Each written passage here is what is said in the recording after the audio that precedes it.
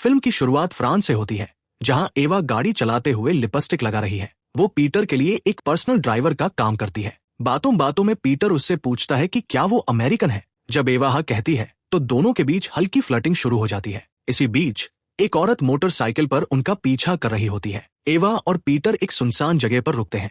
Peter उसे drink offer करता है, लेकिन एवा बहुत ही नजाकत से मना कर देती है। फिर अचानक एवा का लहजा बदलता है और वो पीटर से पूछती है, तुमने ऐसा क्या किया है कि तुम्हारी असैसिनेशन सुपारी दी गई है। पीटर को लगता है कि उसके दोस्त मजाक कर रहे हैं, लेकिन एवा उसके हाथ पर गोली मारकर ये साफ कर देती है कि ये कोई मजाक नहीं है। जब पीटर कोई सीधा जवाब नहीं दे पाता तो एवा उसे जान से मार देती है। दूर खड़ी वो मोटरसाइकिल वाली औरत एक रिकॉर्डिंग डिवाइस के जरिए ये सब सुन रही होती है। वहां से निकलते वक्त एवा को उसके मेंटर ड्यूक का कॉल आता है। ड्यूक को एवा की आवाज से लगता है कि वो परेशान है, लेकिन एवा बात को टाल देती है। इसके बाद सीन कट होता है और हम एवा को बोस्टन की फ्लाइट में बैठते हुए देखते हैं। अगले सीन में एवा बोस्टन पहुंचती है और एक होटल में चेक इन करती है। उसी वक्त एवा वाली ऑर्गेनाइजेशन एक स्लीवलेस शर्ट वाले आदमी को काम पर लगाती है कि वो सही मौका मिलने तक एवा पर नजर रखे। शाम की जॉगिंग के बाद एवा अपने कमरे में लौटती है और न्यूज पर अपने पिछले शिकार की खबर देखती है। थोड़ी देर बाद उसे किसी अनजान इंसान का भेजा हुआ एक गिफ्ट बॉक्स मिलता है,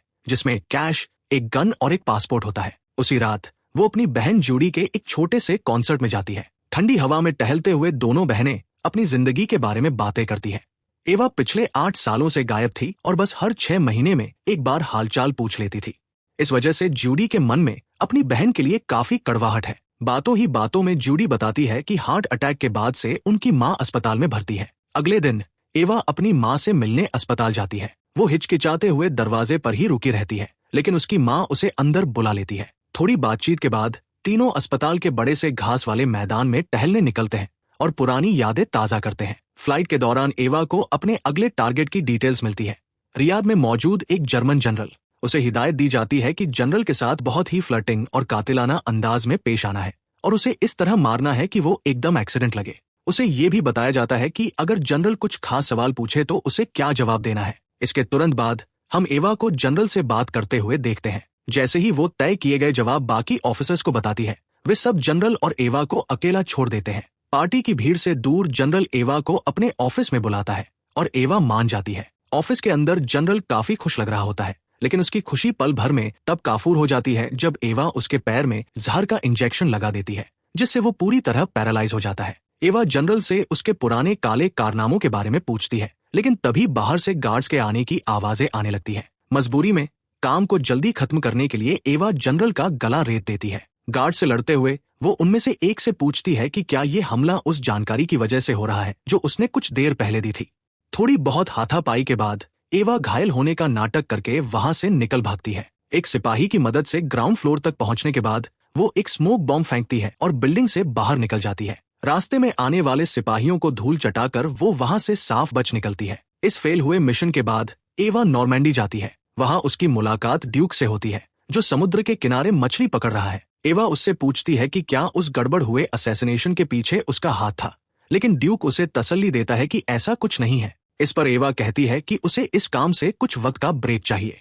ड्यूक मुस्कुराकर कहता है कि उसने पहले ही इसके सारे इंतजाम कर दिए हैं। एवा बोस्टन वापस लौटती है, जहां वो आदमी अभी भी छुपकर उस पर नजर रखे हुए है। अस्पताल की तरफ जॉगिंग करते हुए वो अचानक अपने एक्स मंगेतर माइकल को देखती है, जो उसकी माँ से मिलने आया है। उसे पता चलता है कि माइकल अब जूडी को डेट कर रहा है, जो सुनकर एवा अंदर तक हिल जाती है। माँ के कमरे में एवा को टीवी ठीक करने को कहा जाता है। जब वो टीवी ठीक कर रही होती है तो उसकी माँ कहती है कि उन तीनों को जल्द ही साथ में डिनर करना चाहिए। बाद में एवा एक एल्कोहलिक्स अनोनिमस मीटिंग, नशा मुक्ति सभा में जाती है, जहां वो अपने अतीत के पन्ने खोलती है। वो बताती है कि उसने अपने पिता को अपनी माँ को धोखा देते हुए रंगे हाथों पकड़ लिया था, जिससे उसके पिता रोने लगे थे। लेकिन फिर उसके पिता ने उल्टा एवा पर ही इल्जाम लगा दिया कि उसने ड्रग्स के लिए उनके पैसे चुराए हैं। उसकी माँ ने भी पिता का ही साथ दिया और यही सबसे बड़ी वजह थी कि एवा ने आर्मी ज्वाइन कर ली और 8 साल तक घर से दूर रही। वो ये भी कहती है कि अगर वो घर से नहीं जाती तो शायद वो अपने पिता की जान ले लेती। अगले सीन में ड्यूक जंगलों के बीच बने एक छिपे हुए घर में जाता है। वहां उसकी मुलाकात साइमन से होती है, जो एक और असैसिन है जिसे ड्यूक ने खुद चुना और ट्रेनिंग दी थी। साइमन गुस्से में ड्यूक को बताता है कि एवा लोगों को मारने से पहले उनसे उनके गुनाहों के बारे में पूछकर प्रोटोकॉल तोड़ रही है। यहाँ हमें ये भी पता चलता है कि वो मोटरसाइकिल वाली औरत असल में साइमन की बेटी है और वो भी एक असैसिन है। ड्यूक साइमन को समझाता है कि वो एवा को न मारे और उसे थोड़ा आराम करने दे, जिस पर साइमन बेमन से मान जाता है। वो ड्यूक को अपने घर से जाने के लिए कहता है। ड्यूक के जाते ही साइमन अपनी बेटी से कहता है कि एवा ऑर्गेनाइजेशन के लिए एक बड़ा खतरा है और वो ड्यूक को बिना बताए रियाद में ही एवा का काम तमाम करना चाहता था। फिर वो अपनी बेटी को हुक्म देता है कि एवा का पीछा कर रहे आदमी को बोल दे कि उसे एवा को मारने की परमिशन मिल गई है। उसी रात जॉगिंग करते वक्त वो आदमी एवा पर हमला कर देता है। थोड़ी सी जद्दोजहद के बाद एवा उस पर भारी पड़ती है और पार्क के फाउंटेन में उसे मार गिराती है। इस हमले से तिलमिलाई एवा अगले दिन ड्यूक के पास पहुंचती है और पूछती है कि पिछली रात आखिर क्या हुआ था। ड्यूक एक बार फिर उसे यकीन दिलाता है कि वो उसे मारना नहीं चाहता और उससे बस थोड़ा भरोसा मांगता है। एवा को ड्यूक में एक पिता जैसा प्यार नजर आता है, जिससे उसकी आंखें भर आती है। वो उस पर भरोसा करने का फैसला करके वहां से चली जाती है। उसी रात एवा, जूडी और माइकल एक रेस्टोरेंट में डिनर करने जाते हैं। शुरुआत में एवा का ध्यान कहीं और होता है, लेकिन धीरे धीरे वो लोग आपस में घुलने मिलने लगते हैं। माहौल तब बिगड़ जाता है जब माइकल किसी ऐसी बात का जिक्र कर देता है जो जूडी ने उसे अकेले में बताई थी। जूडी चिढ़ जाती है और बात बहस में बदल जाती है। आग में घी डालने का काम एवा की वो बात करती है जब वो कहती है कि इस रेस्टोरेंट में उसकी कितनी सारी यादें जुड़ी हैं, फिर भी यहाँ होना उसे कितना अजीब लग रहा है। जूडी गुस्से में वहां से उठकर चली जाती है। पीछे माइकल एवा को सुनाता है कि वो ऐसे अचानक आकर चुटकी बजाकर सब कुछ ठीक नहीं कर सकती। फिर माइकल भी वहां से चला जाता है और एवा अकेली रह जाती है। अगले सीन में एवा सो रही होती है, तभी उसके दरवाजे पर जोर से दस्तक होती है। अपनी आदत के मुताबिक वो हाथ में गन लेकर उठती है। जब उसे पता चलता है कि वो उसकी बहन है तो वो जल्दी से गन छिपाकर उससे बात करती है। जूडी बताती है कि माइकल घर नहीं लौटा है। जूडी को अपनी बहन पर भरोसा नहीं है, इसलिए वो वहां से जाने लगती है, लेकिन एवा उसे रोकती है। जूडी पूछती है कि क्या उसे पता है माइकल कहाँ है। एवा तुरंत समझ जाती है कि माइकल ने फिर से जुआ खेलना शुरू कर दिया है, लेकिन वो अपनी बहन से झूठ बोलती है कि उसे कुछ नहीं पता। असल में एवा को पक्का पता होता है कि वो कहाँ है और अगले ही दिन वो एक अंडरग्राउंड जुए के अड्डे पर पहुंच जाती है। वहां वो देखती है कि माइकल उनके पुराने जान पहचान वाले टोनी के साथ जुआ खेल रहा है। एवा माइकल से कहती है कि वो लोग जा रहे हैं क्योंकि जूडी उसे ढूंढ रही है। जब टोनी उन्हें रोकने की कोशिश करती है तो मारपीट शुरू हो जाती है और एवा झटके में टोनी के गुंडों को धूल चटा देती है। वो टोनी के गले पर चाकू रख देती है और उसे तब तक बंधक बनाए रखती है जब तक वो दोनों सुरक्षित वहां से निकल नहीं जाते। जाते जाते वो टोनी से कहती है कि माइकल का उधार चुकाने के लिए उसे 36 घंटे का वक्त चाहिए। बाहर आकर माइकल एवा के इस बर्ताव पर भड़क जाता है, लेकिन एवा इस बारे में बात करने से मना कर देती है। माइकल गुस्से में उसे ताना मारता है कि शादी के लिए हाँ कहने के तुरंत बाद वो 8 साल के लिए गायब क्यों हो गई थी। एवा उसे गले लगाकर शांत करने की कोशिश करती है, लेकिन माइकल उसे झटक देता है। वो बताता है कि उसने जूडी को शादी के लिए प्रपोज किया है और उसने हाँ भी कर दी है। बुरी तरह टूट चुकी एवा वहां से चली जाती है। अपने होटल लौटकर वो इस दर्द को भुलाने के लिए शराब पीने की कोशिश करती है, लेकिन वो खुद को रोक लेती है और बस विस्की के ग्लास को सूंघ कर रख देती है। ड्यूक फिर से साइमन के घर जाता है। साइमन उससे बहुत हंसकर बात करता है, लेकिन ड्यूक सीधे मुद्दे पर आता है और पूछता है कि क्या एवा पर हमले का ऑर्डर उसने दिया था। साइमन बेबाकी से हाँ कहता है और बताता है कि अब ड्यूक उसका बॉस नहीं रहा। ड्यूक साइमन पर गन तान देता है और पलटवार में साइमन की बेटी भी अपनी गन निकाल लेती है। ये टेंशन तब थोड़ी कम होती है जब साइमन की दूसरी बेटी अपने अंकल ड्यूक से मिलने वहां आ जाती है। उसके जाने के बाद ड्यूक साइमन की बेटी के हाथ से गन छीन लेता है और साइमन अपने पुराने उस्ताद पर हमला कर देता है। दोनों के बीच जबरदस्त लड़ाई होती है और साइमन अपनी बेटी को बीच में आने से मना कर देता है। आखिर में बाजी साइमन के हाथ लगती है और वो अपने पुराने मास्टर को चाकू घूम कर हरा देता है। एवा अपनी माँ के घर जाती है और उनके साथ ताश खेलती है। खेलते हुए उसकी माँ कबूल करती है कि उसे अपने पति के अफेयर के बारे में सब पता था, लेकिन अकेलेपन के डर से उसने अपनी बेटी के बजाय अपने पति को चुना। वो ये भी कहती है कि उसे एवा में कुछ ऐसा दिखता है जिससे उसे यकीन है कि एवा अपने बच्चे के साथ ऐसी गलती कभी नहीं करेगी।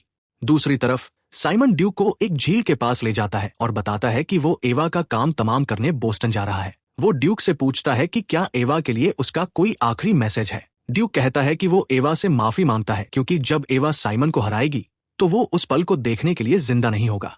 साइमन ड्यूक की एक फोटो खींचता है और उसे झील में धकेलते हुए एक वीडियो रिकॉर्ड करता है। उस रात साइमन एवा को कॉल करता है और बताता है कि वो भी ड्यूक का ही एक शागिर्द है। वो एवा को बताता है कि उसने उनके मेंटर को मार दिया है, जिसे सुनकर एवा का खून खौल उठता है। साइमन ड्यूक का आखिरी मैसेज सुनाकर फोन काट देता है। इसके बाद एवा के फोन पर ड्यूक के आखिरी पलों की फोटो और वीडियो आती है। अपने गुस्से और गम को समेटे एवा जूडी के घर जाती है, लेकिन वहां उसे सिर्फ माइकल मिलता है। वो माइकल को चूम लेती है और कहती है कि उन दोनों को यहाँ से दूर भाग जाना चाहिए।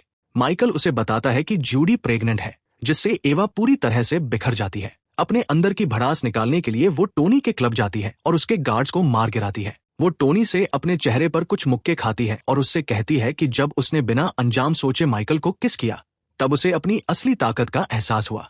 वो टोनी का गला घोंटने लगती है, लेकिन फिर उसे जिंदा छोड़ देती है, ये कहकर कि अब दोनों का हिसाब बराबर हो गया है। इन सब चीजों से टूट चुकी और थकी हारी एवा घर लौटती है। वो फ्रिज में रखी शराब की छोटी बोतलों को घूरती है। खुद को रोकने की बहुत कोशिश करने के बाद आखिरकार वो हार मान लेती है और शराब पी लेती है, और इसी के साथ उसका 8 साल का बिना शराब पिए रहने का रिकॉर्ड टूट जाता है। हालात जब बर्दाश्त के बाहर हो जाते हैं तो वो अपनी गन निकालती है और अपने ही सिर पर तान कर सुसाइड करने की कोशिश करती है, लेकिन वो ट्रिगर नहीं दबा पाती। अचानक हथियार लिए साइमन वहां आ धमकता है। दोनों के बीच एक बेहद खूंखार लड़ाई होती है, जहां दोनों एक दूसरे पर अपनी पूरी जान लगा देते हैं। बुरी तरह थकने के बाद लड़ाई बिना किसी नतीजे के खत्म हो जाती है और साइमन वहां से चला जाता है। लेकिन एवा का गुस्सा अभी शांत नहीं हुआ है। वो उसे मारने के इरादे से उसका पीछा करती है। अब बाजी पलट चुकी है। एवा अब साइमन का एक शिकारी की तरह पीछा कर रही है। काफी देर बाद एवा उसे घेर लेती है। साइमन उससे पूछता है कि क्या वो सच में उसे मारने के लिए तैयार है।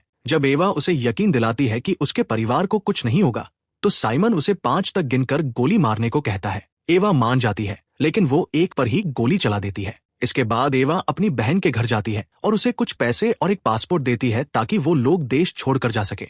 माइकल एवा को एक गुमनाम चिट्ठी देता है। शायद अपनी आखिरी मुलाकात में जूडी एवा से पूछती है कि आखिर वो असल में कौन है, लेकिन एवा खामोश रहती है। फिल्म के अंत में एवा वो चिट्ठी पढ़ रही होती है जो असल में ड्यूक ने लिखी थी।